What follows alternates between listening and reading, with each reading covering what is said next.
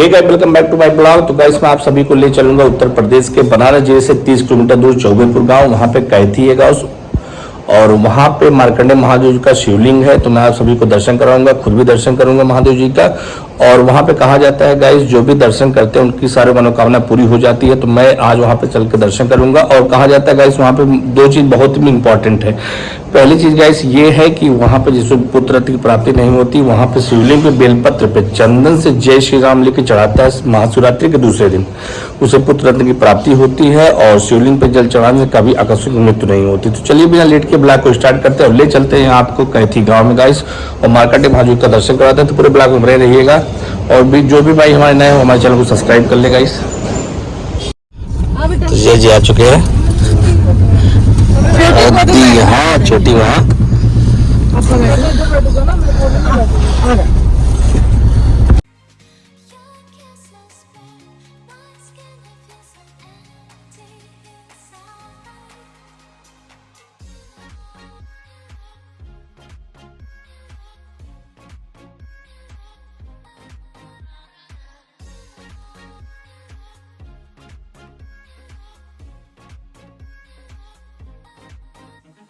हम पहुंच चुके हैं मार्कंडे महादेव और चलते हैं दर्शन करते हैं हर हर महादेव। तो गाइस आप देख सकते हैं ये मेन गेट है, उस समय तुलसीदास, और इस अंदर सारी दुकानें लगी हुई हैं, जिसको जो लेना होगा आप ले सकते हो यहाँ से। और रही बात है, कुछ दुकानें तो अभी बंद चल रही हैं क्योंकि ज़्यादा भीड़ हो सावन भी होता है। और ये भी चॉय लाइन दोस्तों वीवीआईपी के लिए व्यवस्था की गई है, क्योंकि सावन में एक महीने कंटिन्यू काशी विश्वनाथ जी ज़्यादा भीड़ यहाँ पे लगी रहती है। और यहाँ देख सकते हैं आप मिठाइयाँ मिल रही हैं, भोलेनाथ जी का भोग चढ़ा सकते हो लेके यहाँ से।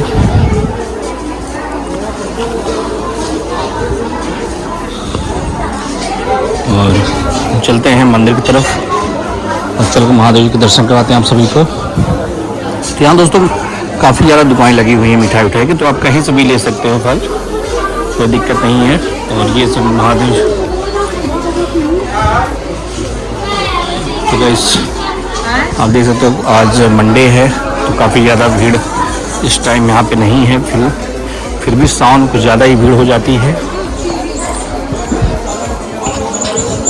तो गाइस आप सामने देख सकते हैं मेन द्वार है, तो मैं अभी आपको ले चलता हूँ अंदर।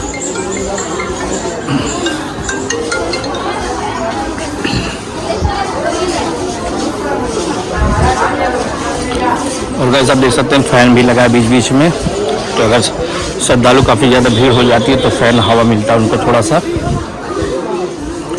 ये सारी दुकानें हैं, तो चलते हैं सबसे पहले प्रसाद लेते हैं यहाँ से।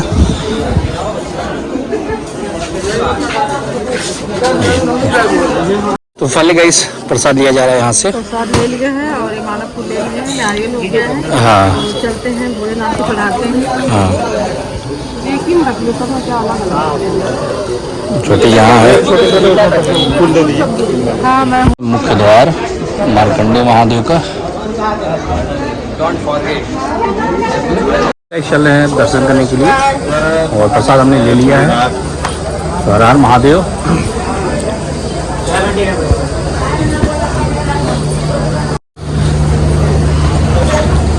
तो चलते हैं दर्शन करेंगे महादेव जी का।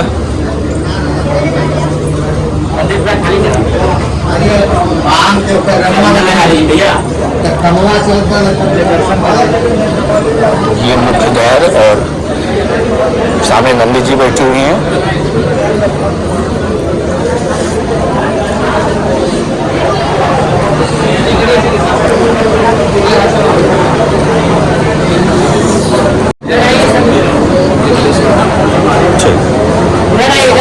हनुमान जी मंगलाय तनोहरि तदेव लग्नं सुदिनं तदेव तारावरं चन्द्रवनं तदेव विद्यावरं चन्द्रवनं तदेव लक्ष्मी प्रकृतिवरं स्वामी मंगले श्री सर्वादि साधिते शरणे त्र्यंबके गौरी नारायणी नमोस्तुते। पकड़िए हाथ जोड़िए सभी लोग।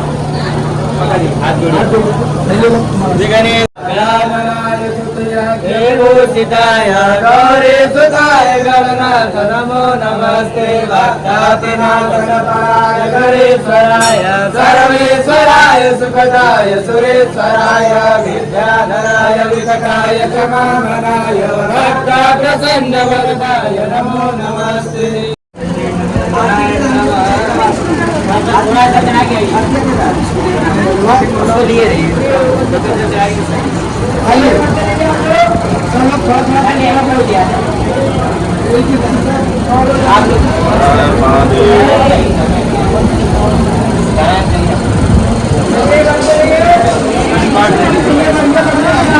ऐसी जगह है जहाँ आज को भी मार्कंडेय महाराज हैं।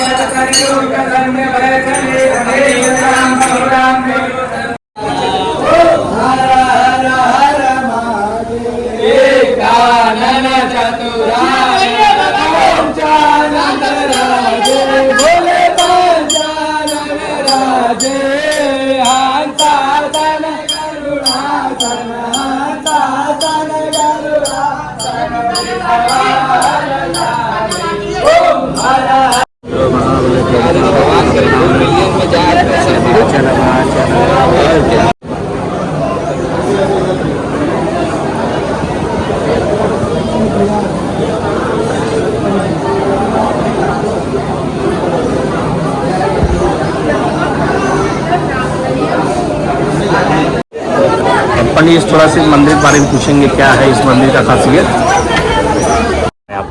ये पावन भूमि मार्कंडेय ऋषि जी की है। मार्कंडेय ऋषि जी के पिताजी का नाम मृकंडू ऋषि है। उनको कोई संतान नहीं था। इस वियोग से वो अपने घर पे परिवार में बहुत दिक्कत में रहते थे। वो अपने गुरुजी से पूछे थे कि प्रभु जी हमको पुत्र प्राप्ति कैसे होगी। उनके गुरुजी बताएं कि आपके जन्म कुंडली में पुत्र का योग नहीं है, आपको संतान की उत्पत्ति नहीं होगी। आप ब्रह्मा जी या विष्णु जी की तपस्या उपासना करिए। भगवान विष्णु जी और ब्रह्मा जी की तपस्या उपासना करने के बाद भगवान बोले कि हमारा कार्य एक बार जो हम लिख देते हैं सृष्टि में, उसके बाद दोबारा हम उस पर हस्तक्षेप नहीं कर सकते हैं। आपको धन दौलत ऐश्वर्य वैभव जो चाहिए वो बताइए, या जो भी वर मांगी है वो हम देंगे। पुत्र प्राप्ति की इच्छा हमसे आप मना रखें। तो बोले प्रभु इसका कोई उपाय बता दीजिए। तो बोले आप भगवान शिव की शरण में जाइए। भाग्य मिट सके त्रिपुरारी, भाग्य में आपके जो प्रारब्ध में लिखा है उसको बनाना बिगाड़ना महादेव प्रभु जी के हाथ में है, वही आपका कल्याण करेंगे। भगवान शिव की तपस्या की है। भगवान शिव जी बोले आपको कैसा पुत्र चाहिए, अल्पायु चाहिए कि दीर्घायु चाहिए। अल्पायु का अर्थ होता है कि कम उम्र में माता पिता गांव का नाम रोशन करके जाने वाला लड़का, और दीर्घायु जो हम लोग नॉर्मल जिंदगी जीते हैं। तो भगवान प्रभु बोले हैं कि मृकंडू ऋषि बोले कि प्रभु जैसा भी हो हमें एक पुत्र दे दीजिए, अल्पायु ही चलेगा।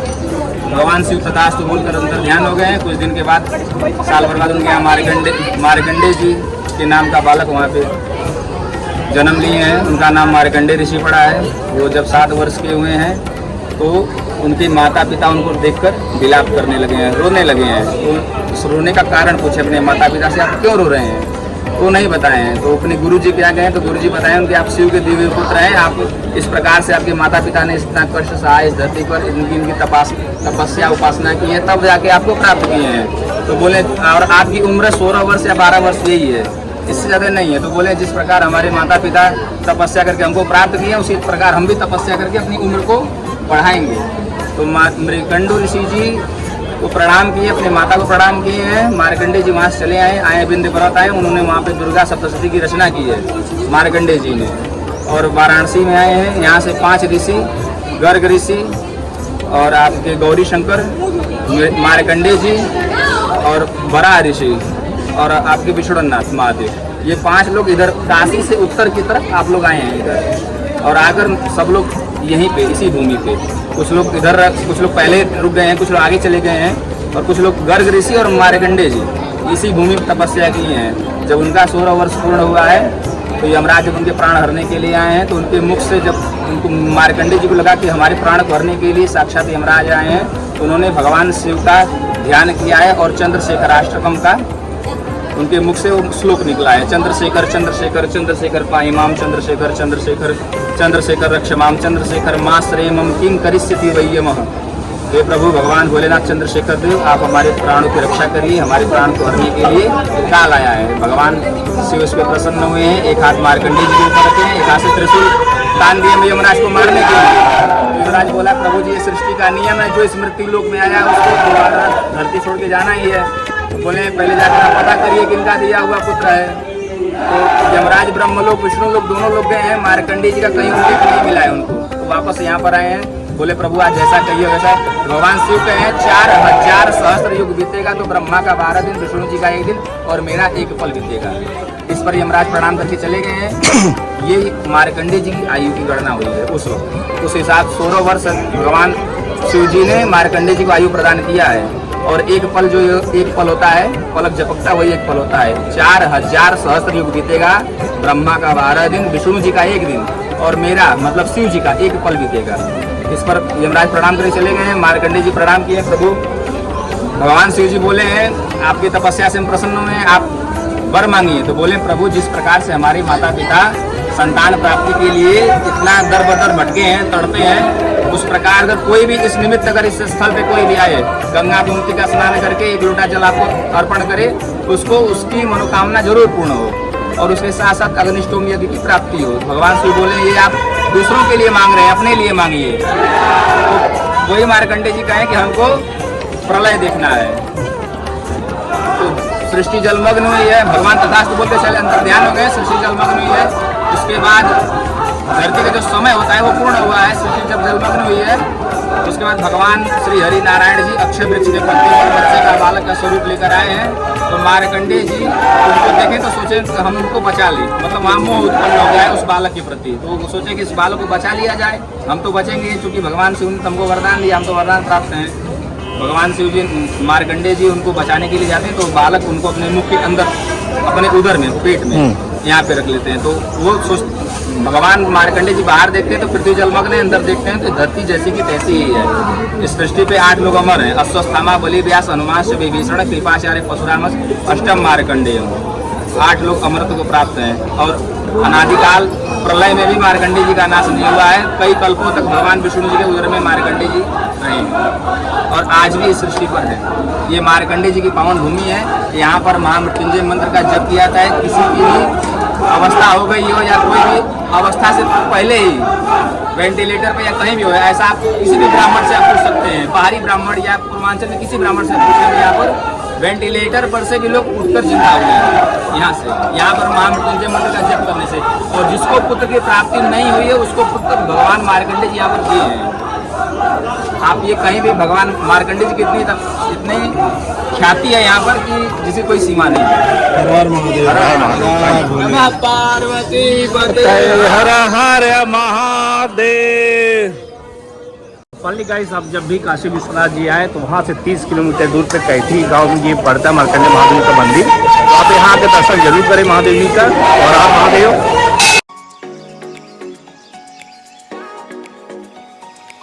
नहीं, सब गन्ने जूस किया जा रहा है।